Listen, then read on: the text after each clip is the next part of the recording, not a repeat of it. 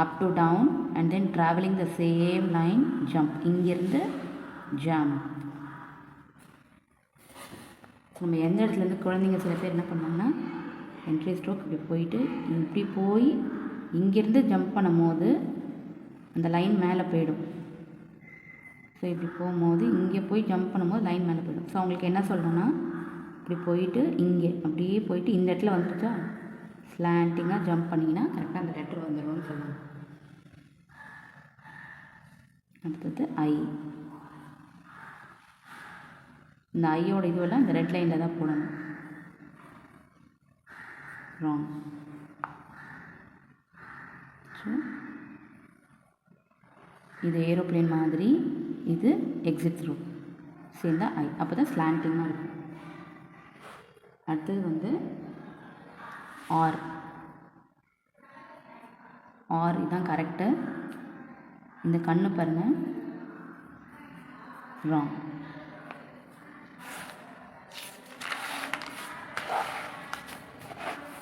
R பாருங்கள் திருப்பியும் C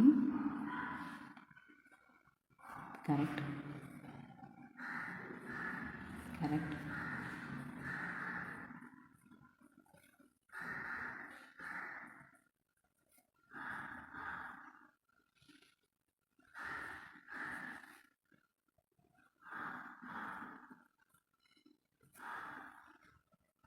so இந்த ஆருக்கு இந்த நம்ம சின்ன வயசில் இருக்கும்போது இந்த மாதிரி ஒரு லூப் வரும்.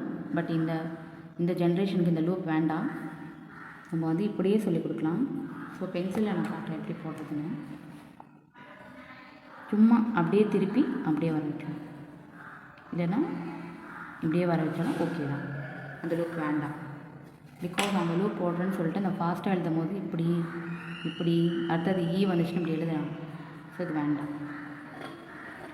ஸோ லூப் வராமல் இந்த மாதிரி எழுதுனா ஓகே. ஆர். அடுத்தது எஸ். எஸ்ஸுக்குமே அப்படி தான். நம்ம சின்ன வயசில் படிக்கும்போது இப்படி சொல்லி கொடுத்துருப்பாங்க. இது வேண்டாம், இது கரெக்ட். ஸோ ஏரோப்ளேன் மாதிரி அதே மாதிரி வேண்டாம்.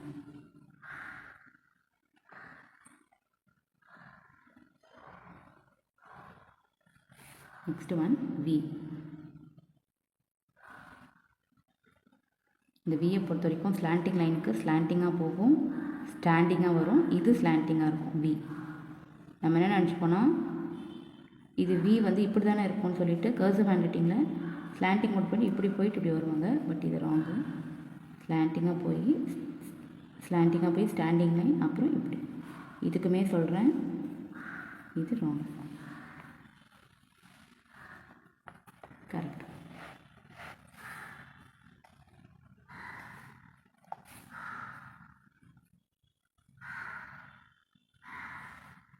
வி வந்து இப்படி போடுவாங்க, அதுவுமே ஓகே தான். பட் டபிள்யூ மாதிரி வரக்கூடாது, யூ மாதிரி வரக்கூடாது. ஸோ விக்கு வந்து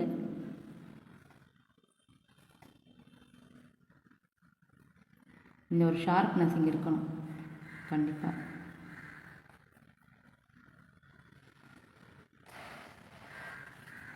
ஸோ இதெல்லாம் நம்ம கிளியராக சொல்லி கொடுத்ததுக்கப்புறம் ஸோ குழந்தைங்களை பொறுத்த வரைக்கும் அடிக்கடிக்கு சொல்லிகிட்டே இருங்க, இது தப்பு நீங்கள் கரெக்ஷன் பண்ணிகிட்டே இருந்தால் போதும். பட் ரிப்பீட்டடாக அவங்க தப்பு பண்ணியிருந்தாலுமே நம்ம கரெக்ட் பண்ணிகிட்டே இருக்கணும். இந்த மாதிரி வரக்கூடாது அப்படின்னு சொன்னிங்கன்னா அவங்க கண்டிப்பாக கரெக்ட் பண்ணிப்பாங்க.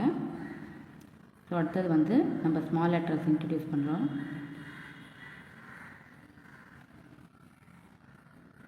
இந்த ஹேண்ட் ரைட்டிங்கை பொறுத்த வரைக்கும் ஒரு சில குழந்தைங்கள ரொம்ப இன்ட்ரெஸ்ட்டாக சீக்கிரமாக கற்றுப்பாங்க, ஒரு குழந்தைங்க வந்து ரொம்ப லேட் ஆகும்.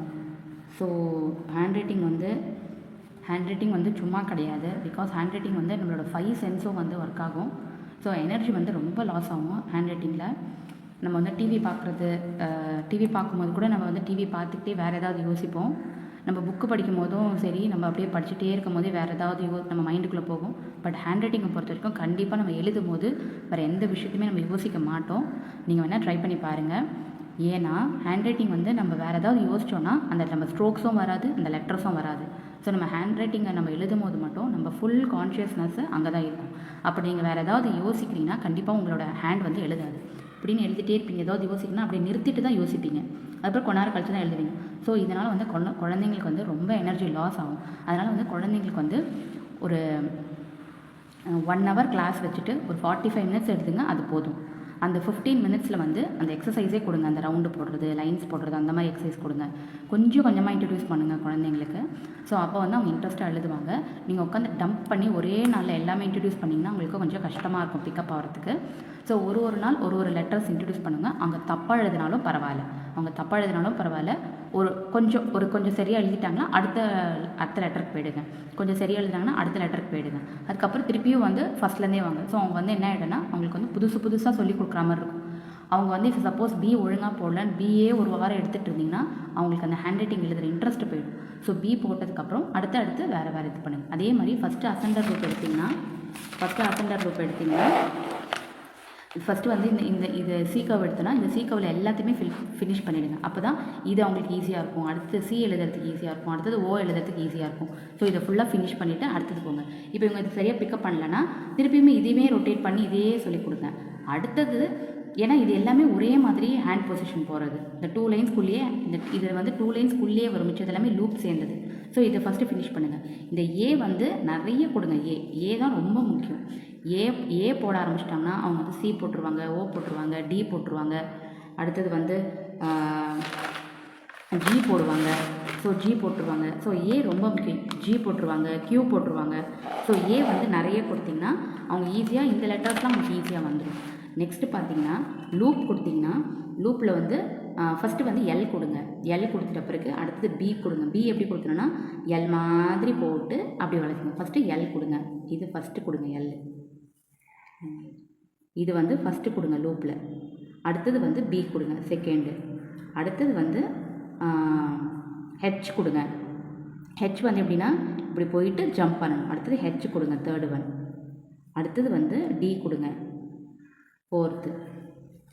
அடுத்தது வந்து கே கொடுங்க ஃபிஃப்த்து. ஸோ இந்த மாதிரி இன்ட்ரடியூஸ் பண்ணுங்கள். திருப்பியும் உங்கள் சரியாக இருக்குதுன்னா திருப்பியுமே ஃபஸ்ட்லேருந்தே நீங்கள் என்ன பண்ணணும்னா எல் கொடுங்க. அடுத்தது வந்து எல்லோடு ஏவை ஜாயின் பண்ண சொல்லுங்கள்.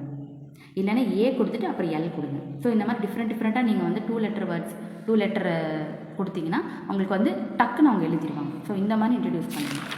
அடுத்தது வந்து இந்த ஜி எல்லாமே அந்த மாதிரி தான். ஜி கொடுத்துட்டு ஏ கொடுங்க, ஏ கொடுத்துட்டு ஜி கொடுங்க, ஏ கொடுத்துட்டு ஜே கொடுங்க, ஏ கொடுத்துட்டு இல்லை ஜே கொடுத்துட்டு ஏ கொடுங்க. அந்த மாதிரி கியூ பக்கத்தில் கண்டிப்பாக யூ தான் வரணும், வேறு எந்த லெட்டர் வரக்கூடாது. ஸோ இந்த எம்என் வந்து அவங்க ஈஸியாக போட்டுருவாங்க. பட் இது கொஞ்சம் கஷ்டமாக இருக்கும் அவங்களுக்கு போடுறதுக்கு. பட் இது வந்து ஈஸியாக போட்டுருவாங்க. ஸோ இது போட்டாலுமே ஓகே தான், பிரச்சனை இல்லை. ஸோ இது வந்து இன்ட்ரடியூஸ் பண்ணுங்கள். இது ஒரு நாள் ஃபுல்லாக எடுத்துக்கோங்க ஈ போடுறத. ஸோ ஈ வந்து இவங்க எப்படி போடக்கூடாதுன்னா இப்படி போட்டுறக்கூடாது. தப்பு, இது இப்படியே போட்டுருவாங்க. ஸோ இது ராங். ஸோ இல்லைன்னா ஏரோப்ளேன் மாதிரி போய் சைடாக போய் சீக்கர்வ் அப்படி போட்டிங்கன்னா இது நல்லாயிருக்கும். இல்லை சில பெரிய குழந்தைங்களுக்கு இப்படி போய் உள்ளே போய் இப்படி திருப்ப சொல்லுங்கள். ஸோ இதை கொஞ்சம் ஒரு நாள் ஃபுல்லாக கொடுங்க. எக்ஸை ஒரு நாள் கொடுங்க. எக்ஸ் வந்து அவங்களுக்கு போட தெரியலாலும் பரவாயில்ல. பட் எக்ஸ் வந்து ரொம்ப லெட்டர்ஸில் வந்து வராது எக்ஸு. ஸோ அவங்களுக்கு கொஞ்சம் தெரிஞ்சால் போதும், ஓரளவுக்கு தெரிஞ்சால் போதும். எஃப் வந்து ரொம்ப இம்பார்ட்டன்ட். எஃப் தான் கொஞ்சம் வந்து டைம் எடுத்துப்பாங்க. ஸோ எஃப் நல்லா சொல்லிக் கொடுங்க. எஃப்பில் வந்து இந்த மாதிரிலாம் போட்டாலும் ஓகே தான். அடுத்தது வந்து இது போட்டுருவாங்க பசங்க. இது ஈஸியாக போட்டுருவாங்க டபிள்யூ. இது எப்படியோ அதே மாதிரி தான் இதையும் போட்டுருவாங்க. இது ஈஸி. அடுத்தது இதில் வந்து டி ஈஸியாக போட்டுருவாங்க. பியும் ஈஸியாக போட்டுருவாங்க. அடுத்து ஐ ஈஸியாக போட்டுருவாங்க. ஆர் கொஞ்சம் கஷ்டப்படுவாங்க. ஸோ இதெல்லாம் வந்து திருப்பி அவங்களுக்கு சொல்லிக் கொடுங்க. ஸோ வி ஈஸியாக போட்டுருவாங்க, எஸ் ஈஸியாக போட்டுருவாங்க. எஸ் வந்து இந்த உள்ளுக்குள்ளேயே திருப்ப சொல்லுங்கள். அடுத்து வந்து எப்போவுமே இதில் பொறுத்த வரைக்கும் கர்சிவ் ஹேண்ட் பொறுத்த வரைக்கும் கண்டிப்பாக அவங்க லைன்ஸை பார்த்துக்கிட்டே இருக்கணும். லைன்ஸ் தான் ரொம்ப மெயின். இது போய் ரெட் லைனில் ஜாயின் ஆகணும், இது ரெட் லைனில் டச் ஆகணும். எஃப் வந்து ஏரோப்ளைன் மாதிரி போய் மேலே ரெட் லைனில் டச் ஆகணும், கீழே ரெட் லைனில் டச் ஆகணும். அதுக்கப்புறம் first blue line second blue லைன்லேருந்து இப்படி வரணும் அப்படின்னு சொல்லுங்கள். ஸோ லைன்ஸை வச்சே சொல்லுங்கள். லைன்ஸ் தான் ரொம்ப இன்ட்ரெஸ்ட். லைன்ஸை விட்டு தாண்டவே கூடாது.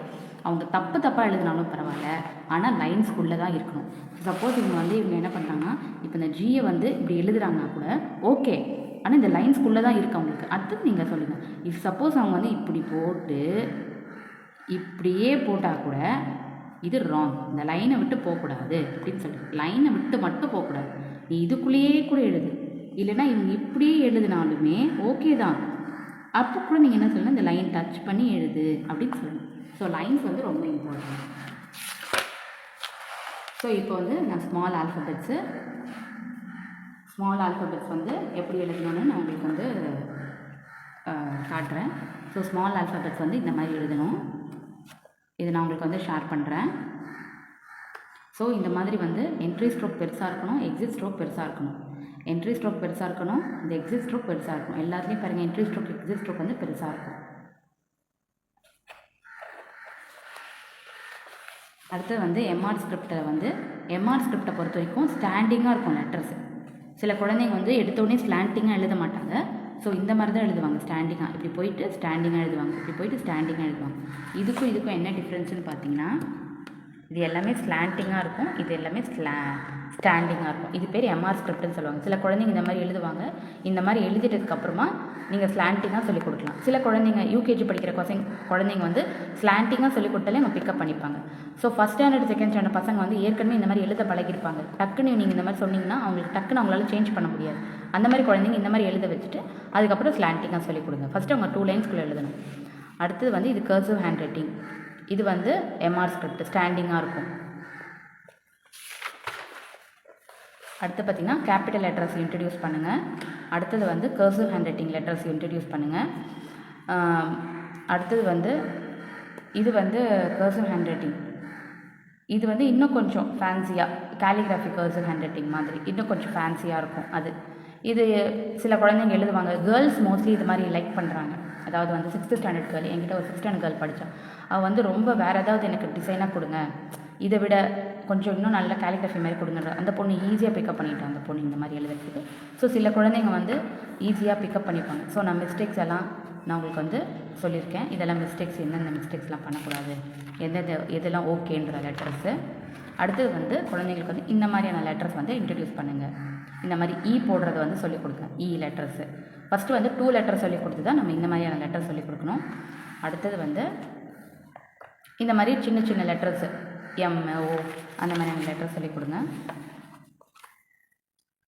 ஸோ இந்த மாதிரியான லெட்டர்ஸ் வந்து நீங்கள் டில்ட் அப்படின்னு எழுதி கொடுத்துட்டு டில்ட்டே நீங்கள் ஒரு நாள் ஒரு பேஜ் ஃபுல்லாக எழுத வைங்க, டில்ட் அப்படின்னு சொல்லிட்டு. அடுத்தது வந்து டீலேயே இன்னொரு வேர்டு கொடுங்க, டைலுன்னு கொடுங்க. அந்த டைலையே எழுத வைங்க. அடுத்தது ஏல ஆரம்பிச்சுன்னா இசட்லாம் ஒரு வேர்டு எழுதுனா போதும். ZX எல்லாம் ரொம்ப ZX ஓட இதுவெல்லாம் வேண்டாம். ஒய் வந்து இம்பார்ட்டண்ட்டு. ஸோ அடுத்தது நான் இதை சொல்கிறேன். இது எப்படின்னு பார்த்தீங்கன்னா ஸ்பேஸ் எப்படின்னு பார்த்தீங்கன்னா, space between letters and words. There should be a space for between letters. அப்படின்னா என்ன அர்த்தம்னா, ஒரு 2 வேர்ட்ஸ் எழுதுகிறாங்கன்னா அந்த 2 வேர்ட்ஸ்க்கு நடுவில் கண்டிப்பாக ஒரு கேபிட்டல் ஓ போடுற அளவுக்கு அவங்க ஸ்பேஸ் கண்டிப்பாக விடணும். கேபிட்டல் லெட்டர் போடுற அளவுக்கு ஸ்பேஸ் கண்டிப்பாக விடணும். அப்படி இல்லையா இந்த மாதிரி ஸ்லாண்டிங் லைன் போடுற அளவுக்கு ஸ்பேஸ் கண்டிப்பாக விடணும். ஸோ இதுதான் ஸ்பேஸு. நான் படிக்கும் போது அவங்களுக்கு வந்து இந்த இந்த சின்ன விரல் கொடுப்பாங்க, இந்த சுண்டு விரல் கொடுத்து சொல்லுவாங்க. குழந்தைங்களால இப்போ அந்த சுண்டு விரல்லாம் வைக்க முடியாது, இப்போ வைக்கிறதில்ல, அவங்க மறந்துட்டாங்க. ஸோ நம்ம இப்போ வந்து நம்ம என்ன பண்ணுறோன்னா, இந்த இடத்துல இந்த கேபிட்டல் லெட்டர் ஓ போடுற அளவுக்கு நம்ம வந்து ஸ்பேஸ் கொடுக்கணும். அடுத்தது வந்து இந்த மாதிரி ஸ்லாண்டிங் லைன் லெட்டர் போடுற வரைக்கும் ஸ்லாண்டிங் லைன் போடுற அளவுக்கு நம்ம ஸ்பேஸ் கொடுக்கணும். ஸோ இது இல்லைனா இது. ஸோ இந்த அளவுக்கு ஸ்பேஸ் இருக்கணும். அடுத்தது வந்து சென்டென்ஸில் பாருங்கள், சென்டென்ஸு இந்த மாதிரியான சென்டென்ஸ் நீங்கள் கொடுக்கணும். ஸோ இந்த இடத்துல வந்து ஓ போடுற அளவுக்கு, இல்லைனா இப்போ பாருங்கள் இதிலேருந்து இது ஒரு ஸ்லாண்டிங் லைன் போடுற அளவுக்கு ஸ்பேஸ் இருக்குது. ஸ்லாண்டிங் லைன் போடுற அளவுக்கு ஸ்பேஸ் கொடுக்கணும். ஸோ குழந்தைங்களுக்கு சொன்னிங்கன்னா புரியும். ஸோ பாருங்கள் இந்த ஓ போடும், இதுதான் 2. இந்த அளவுக்கு நம்ம ஸ்பேஸ் கொடுத்தா நீட்டாக இருக்கும் ஹேண்ட் ரைட்டிங். அடுத்தது வந்து ஐ பாருங்கள், இது ஐ, இது ஜே பொறுத்த வரைக்கும் டபுள் லைன் டச் ஆகும். கேபிட்டல் ஜே வந்து double red line to red line touch ஆகும். இது வந்து டி, இது ஐ. ஸோ ஐ வந்து இந்த மாதிரி போடணும், டி வந்து இந்த மாதிரி போடணும். ரெண்டுத்துக்குமே ஒரே ஸ்பேஸ் தான். இது இப்படி பண்ணிங்கன்னா ஐ ஆகிடும். ஜே வந்து இது குட்டியாக இருக்கணும், ஜேக்கு வந்து இது குட்டியாக இருக்கணும். ஜேக்கு பாருங்கள் இது குட்டியாக இருக்கணும், இது பெருசாக இருக்கணும், இந்த இடம் பெருசாக இருக்கணும். ஸோ இப்படி ஐக்கு வந்து ரெண்டுமே சேம் சைஸாக இருக்கணும். ஐ டீக்கு வந்து இப்படி. ஓகே, அடுத்தது வந்து இதெல்லாம் கர்சிவ் ஹேண்ட் ரைட்டிங்கு. இது வந்து பெனாகிராம் சொல்லுவாங்க. பெனாகிராம்னா என்னதுன்னா எல்லா லெட்டர்ஸுமே வரும், A to Z எல்லா லெட்டர்ஸுமே வரும். ஸோ இதெல்லாம் நீங்கள் ஹோம்ஒர்க்காக கொடுக்கலாம். ஸோ A to Z வரைக்கும் எல்லா லெட்டர்ஸும் வரும். ஸோ இது பெனாகிராம். இந்த மாதிரியான சென்டென்ஸ் நீங்கள் வந்து குழந்தைங்களுக்கு ஹோம்ஒர்க்காக கொடுக்கலாம். அதே மாதிரி ஹோம்ஒர்க்கை பொறுத்த வரைக்கும் நீங்கள் எந்த மாதிரியான ஹோம்ஒர்க், இது வந்து கிளாஸில் கொடுக்கலாம். இந்த பெனாகிராம்ன்றது ஹோம்ஒர்க் எப்படி கொடுக்கணும், ஸ்கூல் பசங்களோட புக்கில் என்னென்ன இருக்கோ அதுதான் நீங்கள் ஹோம்ஒர்க்காக கொடுக்கணும். ஸ்கூலில் வந்து ஹோம்ஒர்க் எழுதிட்டு வர சொன்னாங்க, அந்த ஹோம்ஒர்க்கை நீங்கள் வந்து எடுத்து எழுது அப்படின்னு சொல்லலாம். ஸ்கூலில் வந்து ஹார்ட் வேர்ட்ஸ் கொடுத்துருப்பாங்க, அதை வந்து எழுதி காட்டுங்க, அது இந்த ஹேண்ட் ரைட்டிங்கில் எழுதுங்க அப்படின்னு சொல்லலாம். ஸ்கூல் ஹோம்ஒர்க்கே வந்து நீ நம்ம ஹேண்ட் ரைட்டிங்கில் எழுதி எனக்கு ஃபோட்டோ எடுத்து அனுப்புங்க அப்படின்னு சொன்னிங்கன்னா அவங்க ஸ்கூல் ஹேண்ட் ரைட்டிங்கே நம்ம சொல்லிக் கொடுத்த ஹேண்ட் ரைட்டிங்கில் வந்து எழுதி ஃபோட்டோ எடுத்து அனுப்புவாங்க. ஸோ அவங்களுக்கு ஹோம்ஒர்க் எழுதின மாதிரியும் ஆகும், ஹேண்ட் ரைட்டிங் ப்ராக்டிஸ் பண்ண மாதிரியும். நீங்கள் வந்து புதுசாக ஒரு சென்டென்ஸை இன்ட்ரடியூஸ் பண்ணுறதுக்கு அவங்க ஸ்கூல் சப்ஜெக்டே நீங்கள் வந்து கொடுத்தீங்கன்னா அவங்களுக்கு வந்து ரொம்ப ஈஸியாக அவங்க இன்ட்ரெஸ்ட்டாக எழுதுவாங்க. ஸோ இதெல்லாம் பெனாகிராம். இது வந்து பிளாக் லெட்டர்ஸ். பிளாக் லெட்டர்ஸ் தெரியும். இந்த பிளாக் லெட்டர்ஸ் எங்கே யூஸ் ஆகும்னு பார்த்தீங்கன்னா இந்த மாதிரி லெட்டர்ஸ் ஃபார்ம்ஸில் எழுதுவோம் பார்த்தீங்களா, கவர்மெண்ட் ஃபார்ம்ஸில் எழுதும் போது பிளாக் லெட்டர்ஸ் எழுத சொல்லுவோம். ஸோ இந்த மாதிரி லெட்டர்ஸ் வந்து எல்லாம் ஃபினிஷ் பண்ண பிறகு கர்சிவ் ஹேண்ட் ரைட்டிங்லாம் சொல்லி கொடுத்ததுக்கப்புறம் இந்த மாதிரி பிளாக் லெட்டர்ஸ் வந்து இந்த 2 லைன்ஸ்குள்ளே எழுத சொல்லலாம். இந்த 2 லைன்ஸ்குள்ளே இது எழுத கற்றுக்கலாம். அடுத்தது வந்து டேட் சொல்லி தரணும். டேட் எப்படின்னா ஸ்லாண்டிங் லைன் இந்த மாதிரி ஹைஃபன் போட்டு இந்த மாதிரி வந்து டாட் வச்சு ஸோ இந்த டேட்டை இன்ட்ரடியூஸ் பண்ணணும். அடுத்தது பார்த்திங்கன்னா இது பாருங்கள் 23rd RD இதுக்குள்ளேயே 23rd Jan 2005 இந்த மாதிரி எழுதுவோம். அடுத்தது வந்து இந்த பிளாக் லெட்டர்ஸ். இந்த பிளாக் லெட்டர்ஸ் எதுக்குன்னு பார்த்தீங்கன்னா ஹெட்டிங் எழுதுறதுக்கு நம்ம இந்த பிளாக் லெட்டர்ஸ் சொல்லிக் கொடுக்கலாம். இதெல்லாம் வந்து ஒரு கேலிகிராஃபி தான், சொல்லிக் கொடுக்கலாம். இந்த 8th ஸ்டாண்டர்ட் பசங்களுக்குலாம் எக்ஸ்ட்ராவாக கிளாஸ் இருக்குது. அவங்க சில குழந்தைங்க வந்து சீக்கிரமாக எழுதிடுவாங்க. நம்ம வந்து ஒரு 1 month டைம் கொடுத்துருப்போம், ஒரு 3 months அப்படின்னு சொல்லியிருப்போம். சில குழந்தைங்க சீக்கிரமாக முடிச்ச குழந்தைங்களுக்கு நம்ம இந்த மாதிரி கவர் பண்ணலாம். இந்த மாதிரி பிளாக் லெட்டர்ஸ் எழுதி, பிகாஸ் நம்ம ஹேண்ட் ரைட்டிங்க்கு வந்து நம்ம மந்த்லி வந்து 800 to 8 கிளாஸ்க்கு நான் சொல்கிறேன், 800 to நம்ம வந்து 1000 வரைக்கும் நம்ம வாங்கலாம். அந்த மாதிரி வாங்கும்போது சில குழந்தைங்க வந்து 1 monthலேயே சீக்கிரமாக கற்றுப்பாங்க கர்சிவ் ஹேண்ட் ரைட்டிங். அந்த குழந்தைங்களுக்கு வந்து நம்ம திருப்பியும் நெக்ஸ்ட் மந்த் வர வைக்கிறதுக்காக நம்ம என்ன பண்ணலாம், இந்த மாதிரி பிளாக் லெட்டர்ஸ் நம்ம இன்ட்ரடியூஸ் பண்ணலாம். இந்த மாதிரி பிளாக் லெட்டர்ஸ் இந்த மாதிரியான கேலிகிராஃபி இன்ட்ரடியூஸ் பண்ணலாம். நம்ம இது எதுக்குன்னு கேட்டிங்கன்னா ஹெட்டிங் எழுதுறதுக்கு, அதுக்கப்புறம் ப்ராஜெக்ட் ஒர்க் எழுதுறதுக்கு இந்த மாதிரி ஹேண்ட் ரைட்டிங் யூஸ் ஆகும்னு சொல்லிட்டு இதை எழுதி இது உள்ள கலர் அடிக்க வைக்கலாம். அடுத்தது பார்த்திங்கன்னா இது பேர் கிராஃப்டி மெத்தட் சொல்லுவாங்க. இந்த கிராஃப்டி மெத்தட் இதுக்கும் டிஃப்ரென்ஸ் இருக்குது. இந்த மாதிரி கிராஃப்டி மெத்தட் அதாவது வந்து இது வந்து ஒரு ஷேப்பாக இருக்காது, இர்ரெகுலர் கொஞ்சம் பெருசு சின்னதாக இருக்கும். இது கிராஃப்டி மெத்தட் சொல்லுவாங்க, கிராஃப்டி பபிள் மெத்தட். ஸோ இது மாதிரி கொடுக்கும். இது வந்து ரொம்ப பர்ஃபெக்டாக இருக்கணும்னு அவசியம் கிடையாது, இது இந்த மாதிரி இருந்தால் போதும். அடுத்தது வந்து இது பாருங்கள், இது வந்து கம்ப்யூட்டர் லெட்டர்ஸ் சொல்லுவாங்க. ஸோ இது வந்து எப்படின்னா பாக்ஸ் லெட்டர்ஸ் மாதிரி. இப்போ பாருங்கள் எப்படின்னா ஏன்னா பேக் இந்த மாதிரி.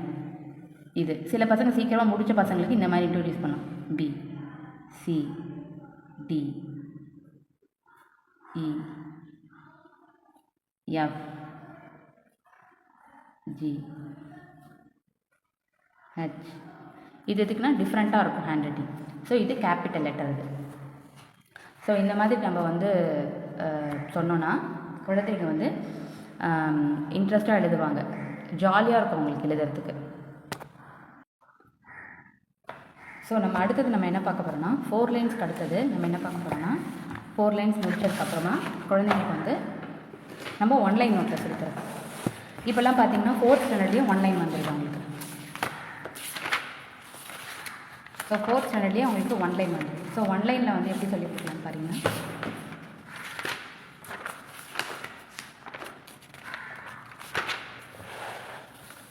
ஸோ பாருங்கள் நான் எக்ஸ்பிளைன் பண்ணுறேன். 1 லைன் நோட்டில் எப்படி சொல்லிக் கொடுக்கலான்னு பார்த்தீங்கன்னா, இப்போ வந்து 4 லைன்ஸோ 1 லைன்ஸோ ஒன்றா அப்படின்னு கேட்டிங்கன்னா கண்டிப்பாக கிடையாது. 4 லைன்ஸ் வந்து இங்கே பாருங்கள், 4 லைன்ஸில் வந்து நம்ம ஸ்கேலில் மெஷர்மெண்ட்ஸ் எடுத்துக்கணும், நல்லா புரியும்.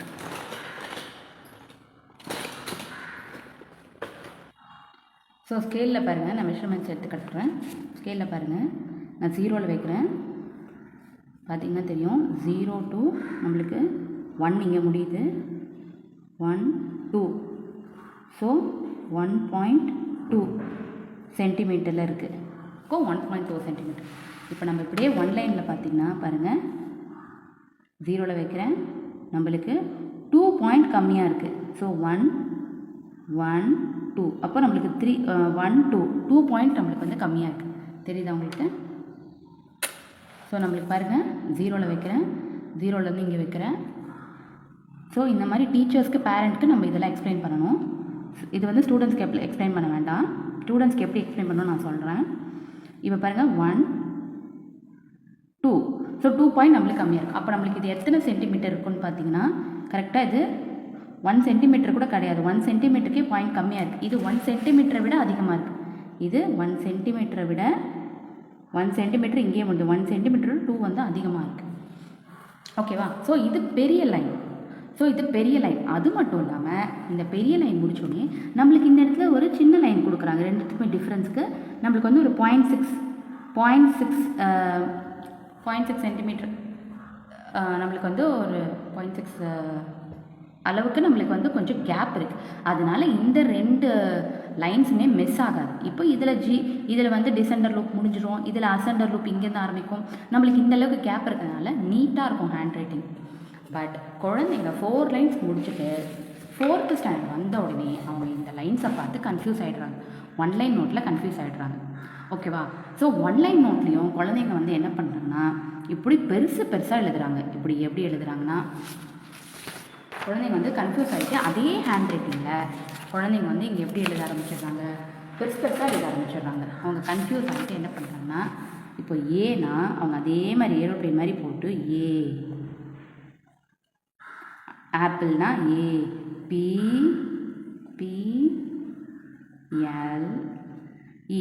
சப்போஸ் இப்படி எழுதுகிறாங்கன்னா செகண்ட் லெட்டர் ஏதாவது அவங்க எழுதும் போது அந்த அளவுக்கு நம்மளுக்கு கேப் இல்லை. அதே மாதிரி ஸ்கூலில் வந்து ஒரு லைன் விட்டு எழுதுறதுன்னு சொல்ல மாட்டாங்க. ஸோ ஸ்கூலில் வந்து ஒரு லைன் விட்டு எழுதக்கூடாது. ஸோ கண்டினியூஸாக அப்போ இந்த இடத்துல அவங்களுக்கு வந்து நம்ம இப்போ கீழே வந்து ஃபார் எக்ஸாம்பிள் இப்போ பேட் எழுதுனாங்கன்னா ஸோ இங்கே அசெண்டர் லூப்பும் டிசெண்டர் லூப்பும் என்னாகும், ஓவர்லேப் ஆகும். அப்போ ஹேண்ட் ரைட்டிங் எப்படி இருக்கும், நல்லா இருக்காது. அப்போது இந்த 1 லைன் நோட்டில் எப்படி நம்ம எழுதணும்னா குழந்தைங்களுக்கு எப்படி சொல்லணும்னா இந்த லைனுக்கு மேலே போகக்கூடாது. இப்போ சப்போஸ் வந்து பி எழுதுகிறாங்கன்னா பி வந்து இப்படி எழுதுகிறாங்கன்னா அந்த பி வந்து மேலே டச் ஆகக்கூடாது. அப்போது இதுக்குள்ளேயே தான் எழுதணும். அப்போது நம்மளுக்கு வந்து குழந்தைங்க வந்து நான் ஏன் அந்த இடத்துலலாம் லூப் போட வேணான்னு சொன்னேன்னு இப்போ உங்களுக்கு புரியும். நான் வந்து அப்போ நம்ம குழந்தைங்களுக்கு இந்த மாதிரி லூப் போட சொல்லி கொடுத்தோன்னா இந்த இடத்துல அவங்களால லூப்பை வந்து கண்ட்ரோல் பண்ண முடியாது. இந்த இடத்துல கண்டிப்பாக லூப் அந்த அளவுக்கு போட முடியாது. இப்படி தான் எழுத முடியும், சின்னதாக தான் எழுத முடியும். இந்த இடத்துல இவ்வளோ பெரிய லூப் போட்டால் எப்படி இருக்கும் ஹேண்ட் ரைட்டிங்கு? ஸோ அசிங்கமாக இருக்கும். ஸோ அதனால் நம்ம என்ன பண்ணணும்னா குழந்தைங்களுக்கு லூப் போடாமல் சொல்லி கொடுத்தோம்னா இங்கே வந்தோடனே கரெக்டாக அவங்க இப்படி எழுத ஆரம்பிச்சிடுவாங்க. ஸோ இதுதான் கரெக்ட் பொசிஷன். இந்த இடத்துல டச் ஆகக்கூடாது. டச் ஆகிறது கொஞ்சம் முன்னாடியே அவங்க நிறுத்திடணும். அடுத்தது வந்து இப்போ டிசெண்டர் லூப்புன்னு வச்சுக்கோங்க. இப்போ ஜே எழுதுறாங்கன்னா இந்த இடத்துலையோடு நிறுத்திடணும். அதாவது எப்படின்னா இந்த இடம் எப்படி நிறுத்தணுமோ மேலேருந்து வரும்போது அதே இடத்துல நிறுத்திடணும். இப்போ இந்த இடத்துல வந்து அவங்க பி எழுதுறாங்கன்னா கரெக்டாக இப்படி வந்துடும். ஓகேவா? ஸோ கரெக்டாக வந்துடும். அதாவது ஓவர்லேப் ஆகுது. அப்படி நம்ம எழுதும் போது இந்த இடத்துல நம்ம இப்போ உங்கள் ஜே வந்து இப்படி எழுதி இப்போ கீழே ஃபார் எக்ஸாம்பிள் பியில் ஆரம்பிக்கிறாங்கன்னா அவங்க இங்கேருந்து எழுதினாலும் அவ்வளோ மெஸ்ஸாக தெரியாது, இல்லைனா நம்ம இங்கே எழுதினாலும் அவ்வளோ ஓவர்லேப்பிங்காக தெரியாது. இந்த ரெண்டுத்துக்கும் கேப்புக்குள்ளே நம்ம எழுதிக்கலாம். ஸோ அதை நம்ம வந்து குழந்தைங்களுக்கு நம்ம என்ன சொல்லணும்னா டீச்சர்ஸ்க்கு இந்த மாதிரி எக்ஸ்பிளைன் பண்ணணும், பேரண்ட்ஸ்க்கு டீச்சர்ஸ்க்கு இந்த மாதிரி எக்ஸ்பிளைன் பண்ணணும். குழந்தைங்களுக்கு வந்து இது சென்டிமீட்டர் கம்மி, அது சென்டிமீட்டர் அதிகம்னு சொன்னால் அவங்க கன்ஃபியூஸ் ஆகிடுவாங்க. அதனால் நம்ம என்ன சொல்லணும்னா இந்த இடத்த டச் பண்ணக்கூடாதுன்னு சொன்னாலே அவங்க என்ன பண்ணுவாங்கன்னா ரொம்ப குட்டியாக எழுத மாட்டாங்க, இது கிட்ட போய் இந்தளவுக்கு எழுதுவாங்க. ஸோ இப்படி எழுத மாட்டாங்க, அவங்க கண்டிப்பாக இந்த மாதிரி எழுத மாட்டாங்க. ஸோ இந்தளவுக்கு போய் இப்படி திருப்பி எழுதுவாங்க. அதே மாதிரி நம்ம எப்படி பியில் வந்து லூப் போட்டோமோ, பியில் லூப் கொடுத்தோம் 4 லைன்ஸ் நோட்டில், அடுத்தது வந்து டிக்கு லூப் கொடுத்தோம். இந்த இடத்துல லூப்பே தேவையில்லை, நோ லூப், எல்லாத்துக்குமே நோ லூப்பு தான். நம்ம 1 லைன் நோட்டை பொறுத்த வரைக்கும் எதுக்குமே லூப்பே வராது. அப்படின்னா எப்படின்னு கேட்டிங்கன்னா ஃபார் எக்ஸாம்பிள் ஏ இவ்வளோ தான், ஏ குட்டியாகிடும். 1 லைன் நோட்டில் ஹேண்ட் ரைட்டிங் எல்லாமே சின்னதாகிடும். ஏ பி பார்த்திங்கன்னா இவ்வளோ தான், பி லூப்பே இல்லை பாருங்கள். பி சி டி சி பாருங்கள் லூப் எவ்வளோன்னு இருக்கு பாருங்கள். இந்த மாதிரி தான் சொல்லிவிடணும். இதில் டி போய் இப்படி போட்டாங்கன்னா தப்பு. ஓகே, ஸோ எப்படி பண்ணணும்னா லூப் வரக்கூடாதுன்னு சொல்லிடணும். அப்போ தான் அவங்க நீங்கள் லூப் வரக்கூடாதுன்னு சொன்னீங்கன்னா தான் அவங்க இந்த அளவுக்காவது போடுவாங்க, இந்த அளவுக்காவது போடுவாங்க, கம்மி பண்ணுவாங்க. ஸோ லூப்பே இதில் வரக்கூடாதுன்னா அது மேலேயே ஓவர் ரைட்டிங் பண்ணிட்டு எழுது.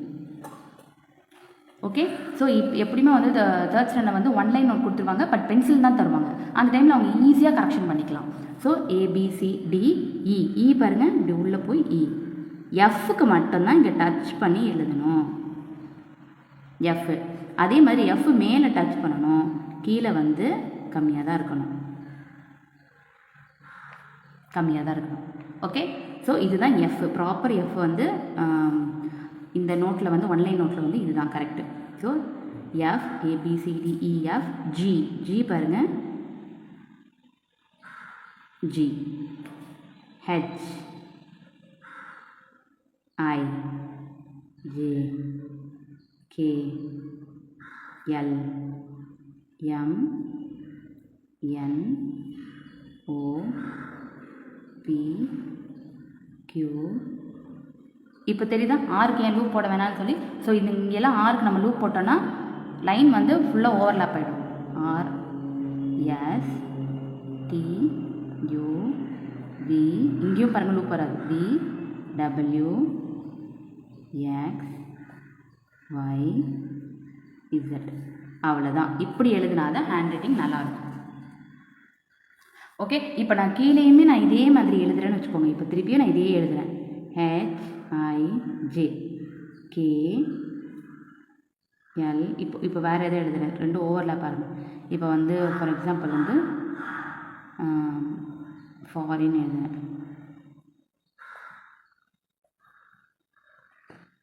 ஸோ நம்மளுக்கு இந்த இடமும் நம்மளுக்கு தனியாக தெரியும். ஸோ அதனால் ஒன்லைன் நோட்டில் இதுதான் ப்ரொசீஜர். மேலே டச் ஆகக்கூடாது, மேலே டச் ஆகிற ஒரே லெட்டர் வந்து எஃப். ஸோ இந்த மாதிரி எழுதணும். ஸோ இப்போது குழந்தைங்க என்ன பண்ணுவாங்கன்னா, இப்போ இதுக்கு வந்து நோட்ஸ் நான் காட்டுறேன் எப்படி எழுதுறதுன்னு.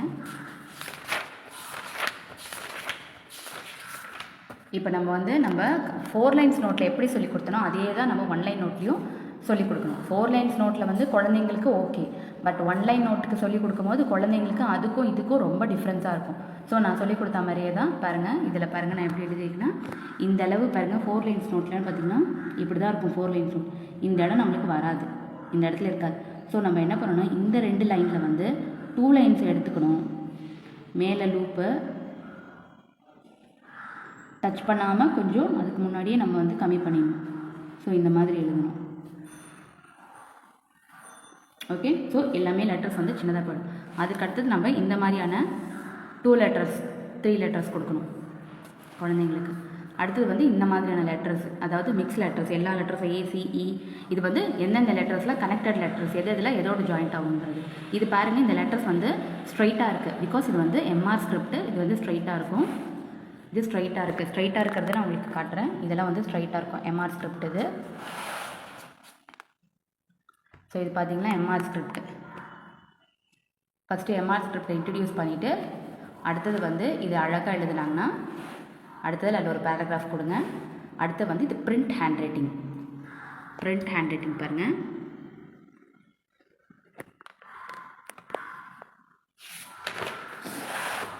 இது பிரிண்ட் ஹேண்ட் ரைட்டிங்.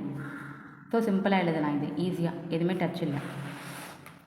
இது வந்து கிராஃப்டி பபிள் ஹேண்ட் ரைட்டிங். நம்ம என்னென்னலாம் நம்ம 4 லைன்ஸில் கொடுத்தோமோ அதெல்லாம் 1 லைன் நோட்டில்.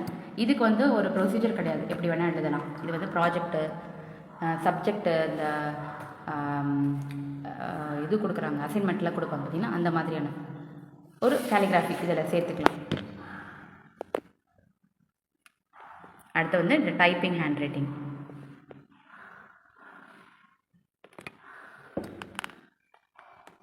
இது டைப்பிங் ஹேண்ட் ரைட்டிங், கொஞ்சம் டிஃப்ரெண்ட்டாக ஹெட்டிங்லாம் கொடுத்து டிஃப்ரெண்ட்டாக. பட் இதெல்லாம் அலௌடு கிடையாது ஸ்கூலில். இது எதுக்கு எழுதுனா ப்ராஜெக்டோட ஹெட்டிங்க்கு அந்த மாதிரி டிஃப்ரெண்ட்டாக எழுதுறதுக்கு நம்ம இந்த மாதிரி சொல்லிக் கொடுக்கலாம். கர்சிவ் ஹேண்ட் ரைட்டிங்லாம் முடிஞ்சதுக்கப்புறம் இது பார்த்திங்கன்னா கர்சிவ் ஹேண்ட் ரைட்டிங். இந்த கர்சிவ் ஹேண்ட் ரைட்டிங் நம்ம என்ன சொல்லிக் கொடுக்கணும்னா, குழந்தைங்களுக்கு வந்து புல்லட் பாயிண்ட்ஸ் எப்படி போடுறதுன்னு சொல்லிக் கொடுக்கணும். ABC 1 2 3, அதுக்கப்புறம் வந்து ரோமன் லெட்டரு, இது புல்லட் பாயிண்ட்ஸ், இது சொல்லிக் கொடுக்கலாம். அடுத்தது அவங்க நல்லா எழுதிட்டாங்கன்னா அடுத்து வந்து ஒரு ஆன்சர் த ஃபாலோயிங் கண்டிப்பாக சொல்லித் தரணும். ஒரு ஆன்சர் த ஃபாலோயிங் எப்படி எழுதுறது, இது வந்து கர்சிவ் ஹேண்ட் ரைட்டிங். ஸ்லாண்டிங்காக எழுதுறது சொல்லி கொடுத்துருக்க பாருங்க. ஸோ இது கர்சிவ் ஹேண்ட் ரைட்டிங். அதுக்கப்புறம் நம்ம என்ன பண்ணணும்னா, ஒரு ஆன்சர் த ஃபாலோயிங் முடிச்சோடனே இந்த மாதிரி டபுள் லைன் போட சொல்லிக் கொடுக்கணும். அப்போ தான் நீட்டாக இருக்கும். அடுத்தது வந்து இது வந்து பாயிண்ட்ஸ் போடுறதுக்கு சொல்லி கொடுத்துருக்கேன். பாயிண்ட்ஸ் எப்படி போடணும் நல்லா பாருங்கள். ஆன்சர் த ஃபாலோயிங் எழுதும்போது இது மாதிரி பாயிண்ட்ஸில் வந்து ஆன்சர்ஸ் வந்துச்சுன்னா அது வந்து இங்கே ஸ்டார்ட் பண்ணக்கூடாது, கொஞ்சம் உள்ளே போய் தான் இந்த இடத்துல ஸ்டார்ட் பண்ணணும்னு சொல்லி கொடுக்கணும். அடுத்து வந்து சாதா ஆன்சர் த ஃபாலோயிங் எழுதும் போது இந்த மாதிரி எழுதிட்டு ஆன்சர் நீங்கள் எழுதிட்டு கொஞ்சம் வந்து கேப் விட்டுட்டு இங்கேருந்து ஸ்டார்ட் பண்ணணும். அடுத்து